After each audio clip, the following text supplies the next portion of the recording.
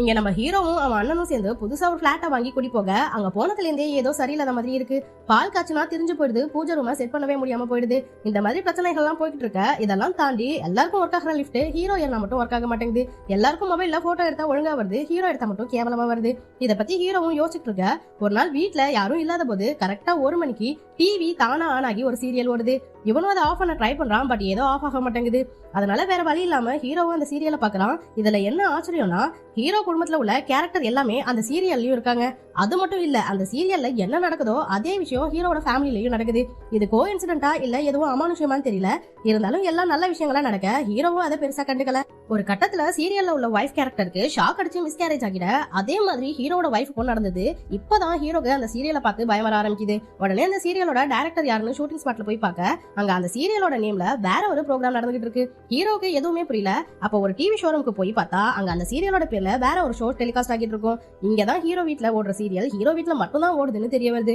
அதனால அந்த சீரியலை கேர்ஃபுல்லா வாட்ச் பண்றான். அவன் பார்க்க முடியாத நேரத்துல கூட அவன் வைஃப் கிட்ட என்ன நடந்துச்சு சீரியல்னு கேட்டு தெரிஞ்சுக்கிறான். அப்படி தெரிஞ்சுக்கிறப்பதான் பக்கத்து வீட்டு நாய் பார்க்ல எதையோ தேடிக்கிட்டு இருந்துச்சுன்னு சொல்ல, அன்னைக்கு காலையில தான் ஹீரோ கண்ணு முன்னாடி அவனோட பக்கத்து வீட்டு நாய் பார்க்ல நோண்டிக்கிட்டு இருந்திருக்கும். அதனால ஹீரோவும் அன்னைக்கு நைட்டு கொற்ற மழைன்னு கூட பார்க்காம அந்த இடத்தை தோண்டி பார்த்தா ஒரு பாக்ஸ் கிடைக்குது. அதுல அந்த சீரியல் வர குடும்பத்தோட போட்டோஸ் எல்லாம் இருக்கு.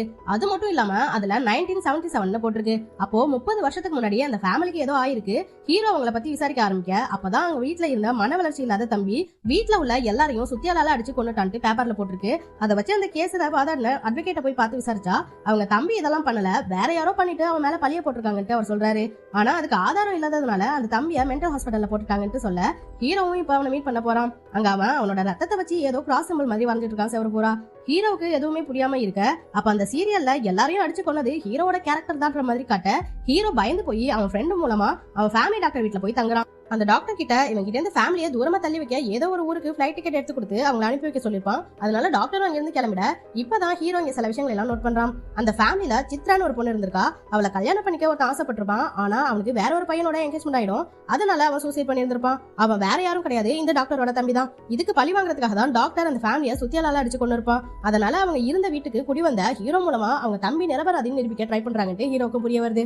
அங்க ஹீரோ வீட்டுக்கு போன டாக்டருக்கு அந்த வீட்டுல உள்ளவங்க எல்லாம் இறந்து போனவங்க மாதிரி தெரிய, அதனால எல்லாரையும் சுத்தியாலால அடிச்சு கொலை பண்ணலாம்னு பார்க்கும்போது கரெக்டா ஹீரோ வந்து அவங்கிட்ட இருந்த சுத்தியால வச்சு டாக்டர் அடிச்சு காலி பண்ணிடுறான். கடைசியா அந்த மன வளர்ச்சி இல்லாத பையனையும் கூட்டிட்டு வந்து இவங்க கூடவே வச்சு பாத்துக்கிறாங்க.